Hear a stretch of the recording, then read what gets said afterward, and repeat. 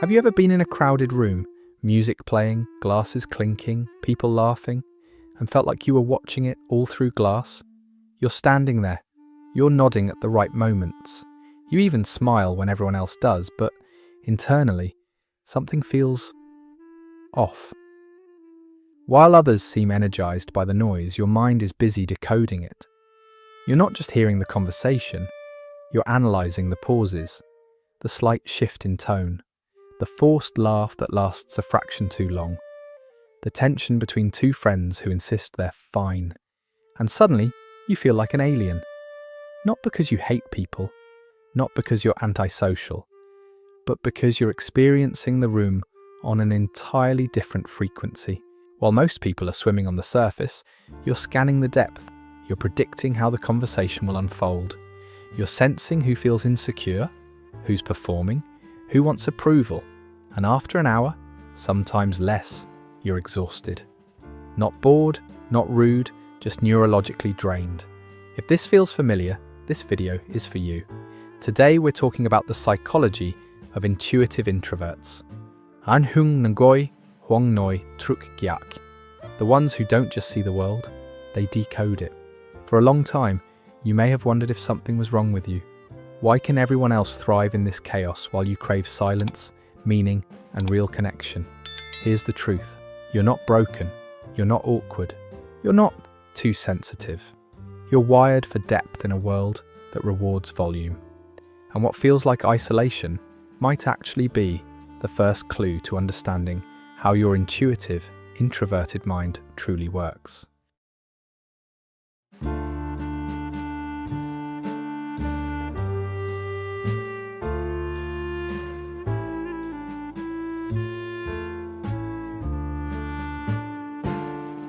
So what's actually happening inside your brain? For decades, introversion was misunderstood as shyness or poor social skills. But modern psychology and neuroscience tell a very different story. The difference between introverts and extroverts isn't about how much they like people, it's about how their brains process stimulation. It begins with dopamine. Dopamine is the brain's reward chemical. In highly stimulating environments, loud music, fast conversation, novelty, extroverted brains light up. They feel energized, focused, alive. But the introverted brain has a lower threshold for dopamine sensitivity. What feels exciting to others can feel overwhelming to you. Too many voices, too much movement, too much unpredictability.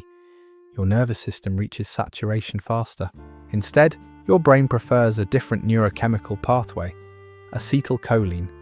This neurotransmitter is linked to the parasympathetic nervous system, the rest and digest mode. It activates when you focus deeply, reflect internally, read, create, or engage in meaningful one-on-one dialogue. Solitude doesn't drain you, it restores you. Now add the intuitive dimension. In personality psychology, including models like the Myers-Briggs type indicator, intuitive types process information through patterns, abstraction, and future possibilities, rather than concrete sensory data. Neuroimaging studies suggest that introverted, intuitive individuals rely more heavily on internally oriented brain networks, particularly regions associated with memory integration, long-term planning, and the default mode network, the system active during deep reflection and meaning-making. In simple terms, when someone asks you a question, your brain doesn't take the shortest route to an answer. It runs the long road. It checks past experiences. It projects future outcomes. It scans emotional context. It searches for the underlying pattern. That pause before you respond? That's not awkwardness. It's depth in motion. So the question becomes, were you born this way? Or did life shape you into this? The honest answer is both. Research in developmental psychology shows that temperament is partly biological. Some children are naturally more sensitive to stimulation, more observant, more reflective. Even as toddlers, they pause before entering new environments. They watch before they act. They process before they speak. But temperament is only the beginning. Environment sharpens the wiring. An intuitive introvert who grows up in a calm, validating home may develop into a thoughtful strategist, an artist, a counselor, someone secure in their depth. But place that same child in a chaotic, emotionally unpredictable, or highly critical environment, and something else can happen. They become hyper-observant. They learn to scan tone changes, facial shifts, subtle tension in the air, not out of curiosity, but out of survival. Many intuitive introverts didn't just develop pattern recognition as a talent, they developed it as protection. When you grow up needing to read the room to stay safe, your nervous system becomes finely tuned to microsignals. Over time, that vigilance feels like intuition. Some intuitive introverts were born observant, others became observant because they had to be. This doesn't mean your depth is trauma, but it does mean your story matters. Understanding whether your intuition comes from temperament, adaptation, or both is powerful, because it shifts the narrative from "this is just who I am" to "this is how I was shaped." And what is shaped can also be refined. If your brain is wired for depth, what does that actually give you? One of the most powerful cognitive advantages of intuitive introverts is elite pattern recognition. While others focus on isolated details, your mind automatically zooms out. It looks for structure, repetition, inconsistencies. You're not just absorbing information, you're mapping it. In cognitive science, this ability is sometimes described as subconscious data integration. Your brain collects micro-observations, tone shifts, behavioral habits, timing patterns, logical gaps, and compresses them into a single impression. To you, it feels like a gut feeling, but neurologically, it's rapid, unconscious processing. This is why you often sense outcomes before they unfold. You meet someone and feel uneasy, even though nothing obvious is wrong. Months later, their behavior confirms what you picked up in seconds. You weren't psychic. You were detecting pattern deviation. Intuitive introverts are especially skilled at what psychologists call thin slicing, drawing accurate conclusions from small fragments of data. Whether it's an INTP analyzing systems, an INTJ forecasting strategy, an INFP interpreting symbolism, or an INFJ reading emotional subtext, the mechanism is the same: pattern synthesis. But here's the nuance: intuition is powerful, not infallible. Your brain is also vulnerable to confirmation bias. If you expect rejection, you may unconsciously filter for signs of it. If you've been betrayed before, you may over-detect a threat. The same pattern recognition that gives you foresight can amplify anxiety if left unchecked. So the real superpower isn't just intuition, it's calibrated intuition. The ability to ask, is this insight based on evidence or fear? When balanced, your intuitive edge allows you to see the forest while others are still counting trees. And in a complex world, that kind of cognition isn't just rare, it's invaluable. If pattern recognition is your cognitive gift, empathy is your emotional one. Many intuitive introverts don't just notice what people say, they feel what people don't say. Neuroscience offers one explanation: mirror neurons. These brain cells activate not only when we perform an action, but when we observe someone else performing it. They help us simulate another person's internal state. For highly intuitive introverts, this system often runs at high sensitivity. You walk into a room and immediately sense the atmosphere. The unspoken resentment, the insecurity behind the confidence, the sadness hidden under humour. It's as if you have emotional X-ray vision. But empathy this strong comes with complexity. Attachment theory helps explain why. If you developed an anxious attachment style, your intuition may hyper-focus on subtle cues of rejection. A delayed text becomes a signal. A shift in tone feels like withdrawal. Your pattern recognition locks onto threat. If you lean avoidant, your intuition may instead scan for emotional overwhelm.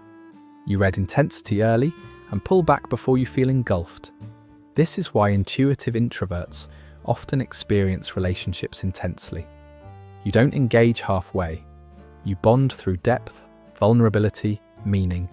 And because you can read emotional nuance so well, you sometimes attract people who crave being understood, including those who unconsciously rely on you for regulation. Empathy makes you a profound friend, partner, or counselor, but without boundaries, it can turn you into an emotional sponge. The key isn't turning off your empathy, it's learning to feel without absorbing, to understand without carrying what isn't yours. Depth is powerful, but depth is heavy. When your brain is constantly scanning patterns, projecting outcomes, and processing emotional subtext, it rarely truly rests. Even in silence, your mind is active, replaying conversations, refining ideas, revisiting decisions. This is where reflection quietly turns into rumination. Healthy reflection helps you grow. It extracts lessons. It integrates experience. Rumination, on the other hand, loops without resolution. It asks, what if without ever landing? And for intuitive introverts, that loop can become relentless. This is the root of analysis paralysis.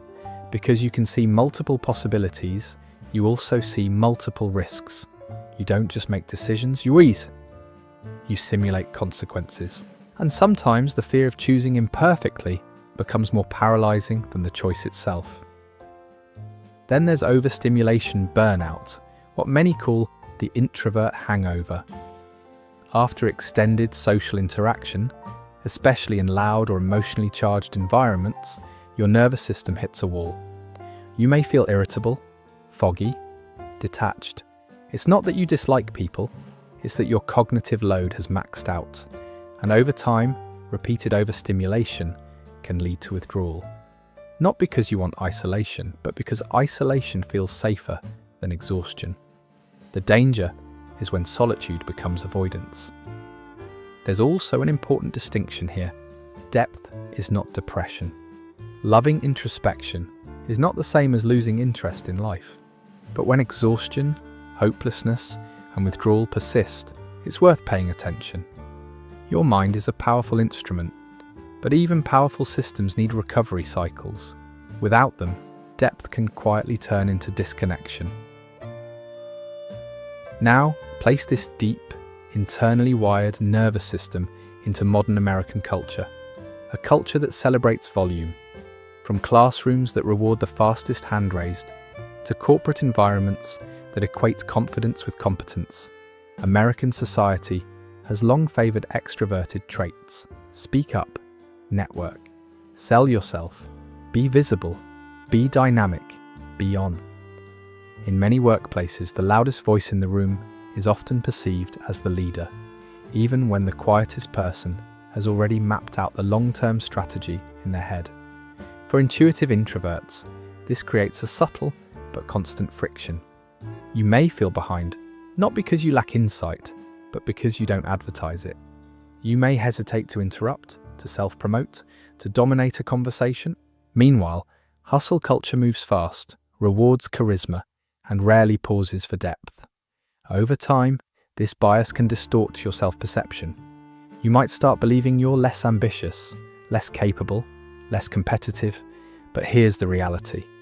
The system is optimized for speed and stimulation, not necessarily for foresight or nuance. Your strength isn't rapid reaction, it's considered response. And in a world addicted to noise, the ability to think before speaking is not a weakness. It's a competitive advantage, though, just one that doesn't always look loud. There's something deeply validating about discovering your personality type. For many intuitive introverts, frameworks like the Myers-Briggs type indicator feel like someone finally handed you a mirror. Suddenly, your intensity makes sense. Your need for solitude has language. Your difference feels named. But here's the quiet danger. When insight turns into identity, identity can become limitation. It's easy to start saying, I can't do that, I'm an introvert. I'm bad at networking, that's just my type. I overthink, it's how my brain works. At first, these statements feel self-aware. Over time, they can become self-fulfilling. Personality frameworks describe tendencies, not ceilings. They explain your starting point, not your final form. The brain is plastic. Neural pathways adapt. Social confidence can be learned. Emotional regulation can be strengthened. When you over-identify with a label, you risk shrinking to fit it. You are not a four-letter code. You are a dynamic system shaped by biology, experience, choice, and growth. Understanding your intuitive introversion should feel liberating, not confining. It should help you manage your energy, not excuse your avoidance. Your type explains your wiring.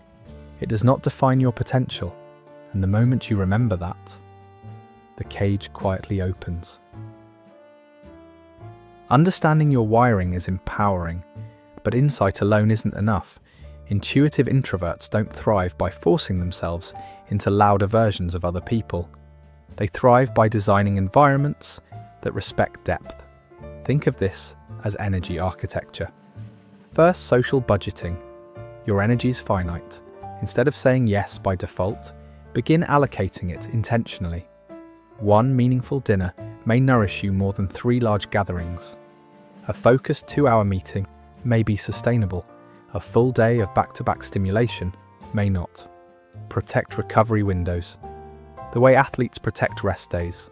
Second, structured solitude. Solitude shouldn't be accidental. It should be scheduled. 90 minutes of uninterrupted deep work. A solo walk without headphones. A weekly input detox from constant digital noise. Your brain consolidates insights in quiet. Without that space, clarity fades. Third, layered boundaries. Emotional boundaries. You're not responsible for regulating everyone's feelings. Informational boundaries limit exposure to chaotic news cycles and draining content. Digital boundaries. Not every message requires immediate access to you. Fourth, career alignment. Intuitive introverts tend to excel in roles that reward foresight, analysis, creativity, counseling, writing, strategy, research, design, environments that allow autonomy and depth over constant performance. Micromanagement and perpetual urgency often erode your cognitive strengths. And finally, externalize your inner world. Journal, build, write, create. Speak your insights somewhere.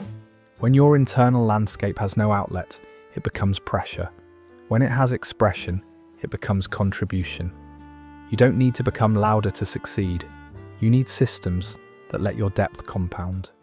When your life is structured around how your brain actually works, exhaustion decreases and impact increases.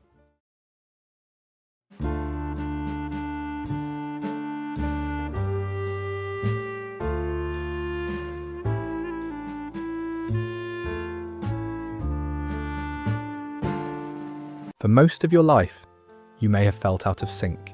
Too quiet in loud rooms, too deep in fast conversations, too reflective in a culture obsessed with speed. But what if your difference was never a flaw? The world does not suffer from a shortage of noise, it suffers from a shortage of reflection. From people willing to pause before reacting. From minds that look beyond the immediate and ask, what does this really mean? Intuitive introverts are not here to compete with volume. You are here to see patterns others miss, to feel undercurrents others ignore, to think beyond the moment everyone else is reacting to. That is not weakness, that is long-range vision. The quiet revolution isn't about becoming louder, it's about recognizing that depth is power and using it deliberately. When you stop trying to be normal and start building a life aligned with your wiring, something shifts. You don't disappear in the noise, you rise above it. If this video helped you feel understood, maybe even for the first time, let me know in the comments. I'd love to hear which part resonated most with you. And if you want more conversations about the quiet, complex parts of the human mind, make sure to subscribe to the channel. You're not alone here, and your depth matters. Thank you for watching.